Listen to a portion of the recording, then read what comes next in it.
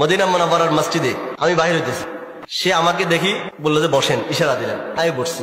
Medina ইউনিভার্সিটির বড় doctor, সরকারের পক্ষ থেকে তাকে বসাই দেওয়া হয়েছে হাজিদেরকে কিছু নসিহত করার জন্য। সে আমাকে ভাইছে হাজি সাহেব নসিহত করতেছে, আমিও শুনতেছি, খেয়াল করে শুনতেছি। এরপরে শস্যদী মাসার মুফতি ইউসুফ শাহ হুজুর আছে এখনো, দোস্ত মানুষ। হুজুর আমাকে দেখে আপনি এখানে কি করেন? সে আমার কিছু নসিহত করতেছে, আমি শুনতেছি, আপনিও বসেন। উনি ওরা বসাইছে। আসলে হে মনে করছে বাংলাদেশ থেকে যারা যায় সবগুলো তো সাধারণ লোক যায়, কোন আলেম কোন মুফতি মুহাদ্দিস সেখানে যায়, এরা তারা বুঝতে পারে না, দেমাগ একটু মোটা। সে আমাদেরকে সাধারণ কলমা দাওয়াত লা ইলাহা ইল্লাল্লাহ মুহাম্মাদুর রাসূলুল্লাহ আশহাদু আল্লা ইলাহা ইল্লাল্লাহ আমানতু বিল্লাহ এগুলো শিখান। তো উনি একটু হাসের, ইউসুফ সাহেব হাসছে, একে গরম হয়ে গেছে। কেন আপনি হাসতেছেন? গরম হয়ে গেছে, দেমাগ মোটা। তো যখন গরম হয়ে গেছে আমি বললাম যে আপনি গরম হইয়েন না, উনি একজন বড় মাদ্রাসার মুফতি সাহেব, রাইস ও দারুল ইফতা ইল জামিয়া ফুলানা জামিয়া ইউনিভার্সিটির উনি ইফতা বিভাগের প্রধান। এটা বুঝে একটু হাওড়ে উঠছে। আগে একটু জিজ্ঞেস করে আপনারা কি করেন, পরিচয় নিবি না? আমি তো আমার কথা আর বললাম না, আমার দোস্তের কথা বললাম। শস্যদী মাসে বড় মাদ্রাসা, দাওরা মাদ্রাসা। এরপরে এদের দিল্লিতে লাগছে, এদের উল্টা প্রশ্ন একটা করছে। দেখেন এদের অবস্থা, বর্তমান ডক্টরদের অবস্থা আপনাদেরকে জানেন। অতীতকালে সে আমল আখলাকার নাই, অহংকার ভাব, যে অহংকার পতনের মূল। যত এলেম শিখবে তত খোদার ভয় আসবে। অহংকার কেন?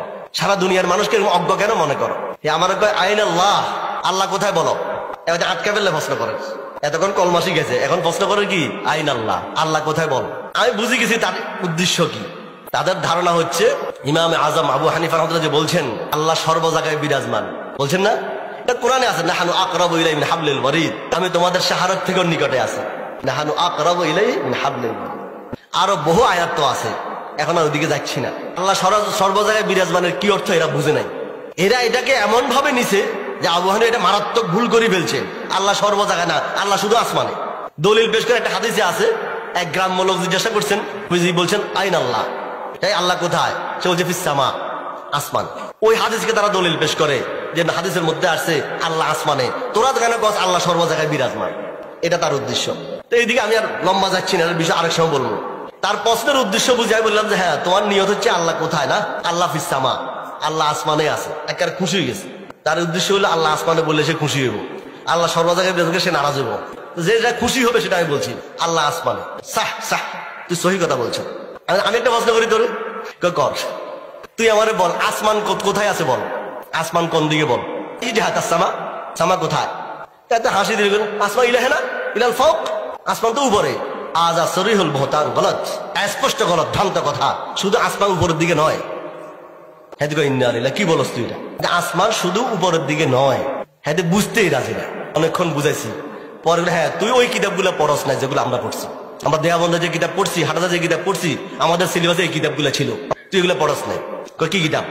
মায় বুঝি তুই পড়ছ, হেদায়েতুল হিকমত পড়ছ, পড়স নাই। এগুলো সৌর বিজ্ঞানের আলোচনা আছে সেখানে। ইলমুন বিআহওয়ালি আয়ারিল মাওজুদাতিল খারিজিয়া আলা মা হিয়া আলাইহি ফি নাফসিল আমরি বিকদরি তাকাতিল বাশারিয়া। তুই বিজ্ঞানের সংজ্ঞা বুঝস না, তুই কিতাব পড়স নাই, আমরা পড়ছি। এখানে বলছো আসমান শুধু উপরে, আসমান শুধু উপরে নয়, আসমান চতুর্দিকে। এদের আমি 1 ঘন্টা বুঝাবার চেষ্টা করছি, এটা আসমান চতুর্দিকে বুঝেই না। আপনারা বুঝেন না আসমান চতুর্দিকে কিনা? আরে পৃথিবী গোলাকার, পৃথিবী যদি গোলাকার হয় আসমান চতুর্দিকে। নিচ দরাসল 20 को कहते हैं। নিচ কাকে বলে? সঠিক মধ্যখানকে নিচ বলা হয়। চতুর্দিক তো পৃথিবী, কোথাও সূর্য ডুবতেছে, কোথাও উঠতেছে, বুঝতেছে তো?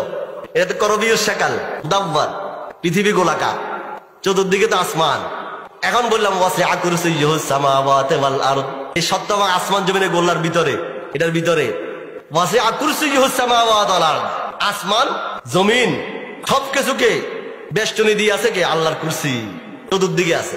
ওয়াসিআ কুরসিয়্যুহু আস-সামাওয়াতি ওয়াল আরদ, সবকিছুর উপরে কি আছে? আল্লাহর কুরসি। তাহলে কুরসি কি একদিকে না চতুর্দিকে? মাথারা চতুর্দিকে। ওই কুরসির উপরে ইস্তাওয়া আলাল আরশ, আল্লাহর আরশ বসা। এখন আল্লাহ কোন দিকে বলেন? শুধু এদিকে? তখন আমি তোরা এদিকে বললাম যে হ্যাঁ তোরা হাদিস মুখস্থ করছিস, ঠিক আছে, কোরআন মুখস্থ করছিস, তোদের জেহেন আমাদের থেকে অনেক বেশি, কুওয়াতে হাফেজ, তোদের কাছে ফহম কম, তোরা চিকন জিনিস বুঝস না।